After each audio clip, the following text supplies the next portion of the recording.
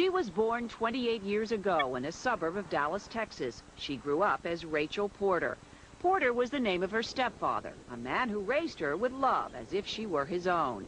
But for years now, Rachel Porter has been forced to live with the legacy of her true heritage, a heritage she discovered one afternoon while sifting through mementos in the family attic.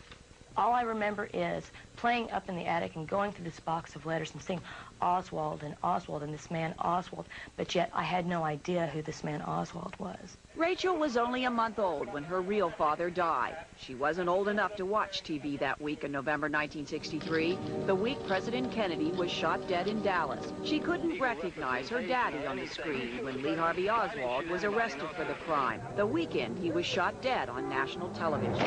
I don't want to know Lee Harvey Oswald, the accused assassin. I want to know Lee Harvey Oswald, the father, my father. But Rachel did attend her father's funeral. That's her in her grandmother's arms when America buried Lee Harvey Oswald without a single tear. For 28 years, she has remained silent until now. Speaking with Kennedy historian David Lifton, author of a forthcoming book about her father, Rachel tells how her mother and stepfather sheltered her from the legacy of Lee Harvey Oswald. Growing up out in the country, we were away from everything. We were away from the city. We were away from the public eye. She just did not want us to come in contact with anything that would maybe remind us or be a part of this kind of thing that they were trying to keep us away from. We'd heard the Oswald name in the house, but he was like a mystery man. We knew that this name would always instill pain or grief or would make my mother upset or upset the house with this name. Her mother and stepdad did what they could to give Rachel as normal a life as possible, but they couldn't hide. We would have the local eyewitness news teams follow us to school. And when Rachel arrived at school, she was the only girl in class whose daddy's name appeared in the history book.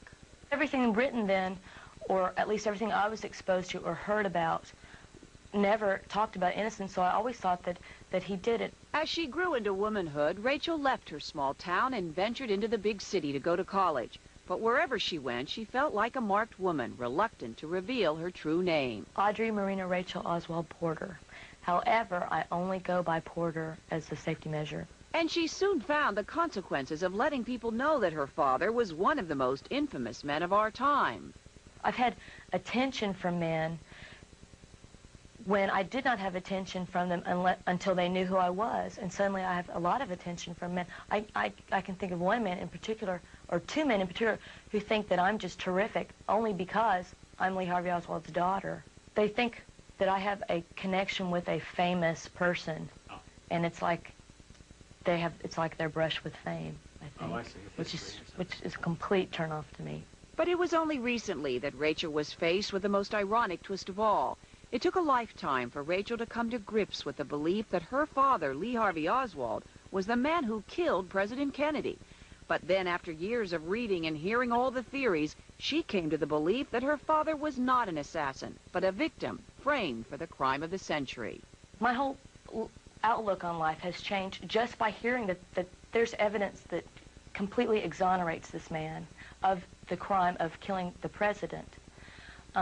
Now, I'm not saying that he is not involved. I believe he's involved, or else why would he be there? But I don't know. I really believe, though, that he didn't kill the president. And my whole life has been plagued by this idea that my father is the murderer of one of the most loved persons in the world. And if he's not responsible for that, then that means that a great part of the burden that I have to carry is gone. And interestingly, she feels a kinship to the Kennedy family. I wonder, come November, I wonder how painful it is for them. I wonder how painful it is for them to see their father gunned down. And I wonder if they wonder how painful it is for me to see my father gunned down. Rachel still lives in Texas. She's studying to be a nurse. She's still single and looks forward to getting married and leading a normal life. If you could tell your father one thing, what would it be? I would say, how could you leave your wife and your two kids to carry this burden? Until now, you've not spoken out. How come? Well, you know, for 25 years, it was a subject that we didn't talk about that much around the house. Mom really tried to keep us sheltered, and until recently, there hasn't been a reason that I've needed to come forward. But really, now I'm really concerned about books and articles that are coming out saying the case is closed and the case is not closed. There's still a lot of information that's out there that we'd like to get for me and my family. I assume you're alluding to the Posner book yesterday that we had on this program and talked about. It's a book called Case Closed that claims to be the definitive work and says that your dad killed JFK. You don't think so? Right. Well, I don't think there can be a definitive work on the assassination, whether it's pro-Warren Commission or anti-Warren Commission, without all the information released. There's still information in files, there's still information in private files, such as Life, that we need to have all the pieces to the puzzle before any definitive work can be completed. I'm very excited about anybody that does research, Mr. Posner or other researchers, anybody that's doing research to try to find out the truth. I just want to know what really happened in November 1963. We're going to get to that in a little bit. First of all, tell me what it's been like. How much of a burden has the name been over the years? Well, you know, I don't like to be morose. I don't think it's been a burden. I mean, growing up, it was something that was always there. I was June Oswald. When we would go to the stores, there would always be the pokes and, oh, that's Maureen Oswald. Or when we went to the prom, the National Enquirer pulled up into the driveway. My mother thought it was the kids' parents taking pictures, and it was the National Enquirer. We were always surrounded by press. People were always coming around November, calling all the time. It was just part of my life growing up. What did your mom tell you about your dad as you were growing up? Obviously, you were very young when he was killed. What did your mom tell you? Well, we didn't talk about it, as I said, much when I was growing up. We talked about her time with Lee in Russia, is very happy. And later on, I found out that he wasn't such a great husband. You know, he wasn't the model husband. Mom didn't really provide well for the family and the children. But it was a hush subject until just very recently around the house. Yeah. So why now? Why have you come out now and said, okay, you know what, I've kept my identity quiet for long enough now? Because we want to know. We want to know what happened in November 1963, and I don't want the case to be closed. I want all the records released. JFK, Oliver Stone, a lot of people have done a lot of work trying to make sure that the public, everyone in the United States, has all the information available, and I want to make sure that that happens. And if I can be a conduit to making sure that happens because I have the name Oswald, then I want to do that. I don't, you know, if all the facts are laid out and they say Lee Harvey Oswald was the lone assassin and he did it, I will accept that. If they come out and say he was a patsy, as he stated on television following his arrest, then I'll accept that. I'll accept whatever the truth is. We want the truth. Nobody really knows exactly what happened, yet we all believe something. Right. Who do you think killed the president? Well, I think it's inappropriate for me to comment because I have a personal interest in the case. If I said Lee had nothing to do with it, it would be pushed off as, well, that's the daughter of Lee. That's what you said. If I said, oh, he did it, then it would be blasted all over the papers. June Oswald says Lee did it. So I really don't want to get into that debate. I'm not a technical expert. I've done my own reading and have my own opinions, but I'm not somebody out there looking at the facts every day like a lot of people are doing. And I respect what they're trying to do. As you know, I suspect you know, when your mother initially spoke to the Warren Commission in 1963 about your father, she said in part, I think he wanted to get into the newspaper so that he would be known. It didn't matter to him who he killed. How do you view that statement? Well, Mom, since all that time, now you have to remember she was 22 years old, had 2 young daughters, did not speak the language, was being bombarded daily and hourly and by the minute with CIA, FBI constantly surrounding her, reporters. She said a lot of things that she says were misquoted, were misstated, and now has said, no, that's not how she felt. You know, when she said, the information before me tells me that my husband did it, that's all that she'd been told. She came from a society where she believed that the government, and we all believed in 1963 that the government never lied to us. At that time, of course, I was a baby, but we were a naive nation. Well, since then, we've had Watergate, we've had other things in our history that have showed us, gosh, the government doesn't always tell us the truth, so we want to know what the truth is. Your mom clearly seems to have changed her mind. You no doubt saw her appearance on NBC last week when she essentially professed your father's innocence. Right. Let me roll that clip for a second.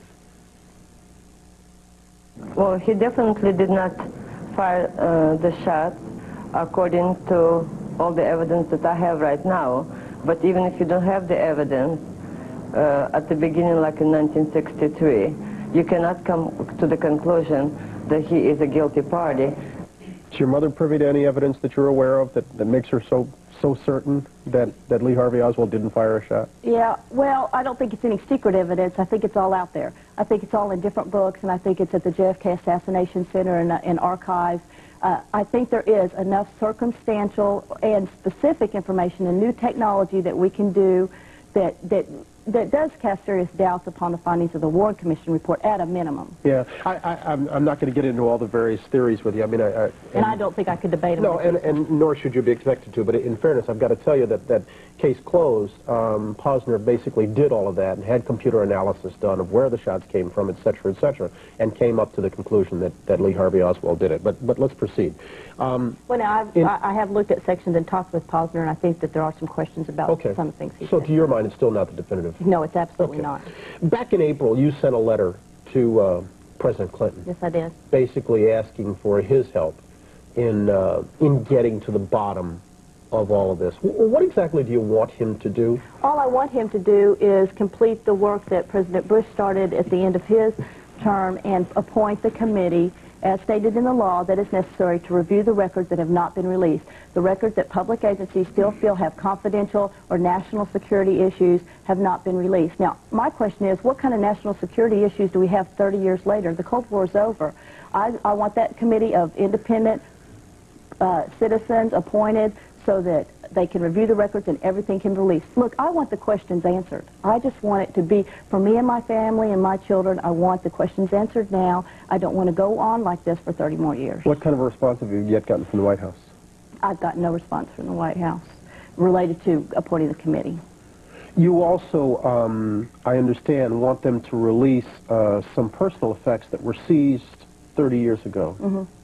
And they have responded to that. At the time, a year or two after the assassination, they passed a law in Congress that actually deeded over all our personal belongings to the government. The government now owns my birth certificate, family photos. I have nothing of Lee's. I couldn't even get a passport because I didn't have my original documentation, my original birth certificate. The original passport Lee came over.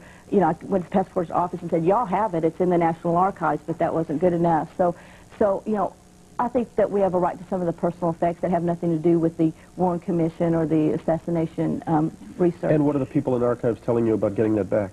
They've just basically quoted the law and have said no.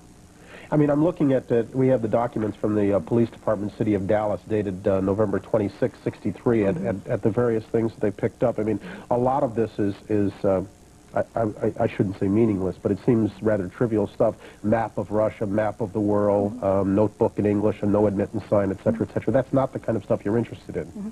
Well, I have no personal effects of Lee. I have nothing from my childhood. There are some things from Russia that we would like, you know. I think that we have the right to get our personal effects, clothing, things like that. You know, anything that really may have the gun. I'm not asking for the gun. We would like the opportunity to maybe negotiate with the government for a few of those personal family items to pass on. And that's it. There's really nothing clandestine about it. It's just, you know, if somebody came in to your home and confiscated all your belongings and said now they belong to the government, you'd have a problem with that too. Sure. We know very little about you. We are obviously honoring your request that we reveal nothing of your personal life. You traveled here under an alias. We asked our security people to assist you. How difficult, now that you've been on national television, is it going to be? Yeah, really, that I guess my concern is more for my children, and there are a few people out there that we've been in contact with as I was growing up that are obsessed with the assassination, obsessed with my family, obsessed with anything related to Oswald, and as much as possible, I'd like to stay away from that. Obviously, a lot of neighbors and co-workers are suddenly going to know who I am, and that's okay. I'm prepared to accept that responsibility as long as there's a benefit to it, and the benefit being releasing all the records. But I realize that there's going to suddenly, I'm not going to have all my privacy that I had at the time. Is it realistic, June, to think that the question of who shot JFK will ever be resolved or could ever clear your father of either outright guilt or some complicity? Is that realistic? I think it's idealistic. I don't know that all the information is even available for us close the case. I would like to get rid of some of the theories. And in my mind, if it'll only satisfy my mother, my sister, and I, if we can get closure in our mind about it, I still don't have it. I still don't have the answer, even just for me personally in my mind, about Lee's involvement, if there was any or not. So, you know, it's a personal thing with me, and it's an American thing with the public. The public, the polls, 80% of the public still doesn't believe that Lee Harvey Oswald was a lone assassin. The public wants to know the answer to this question as well as me. June Oswald, thank you very much.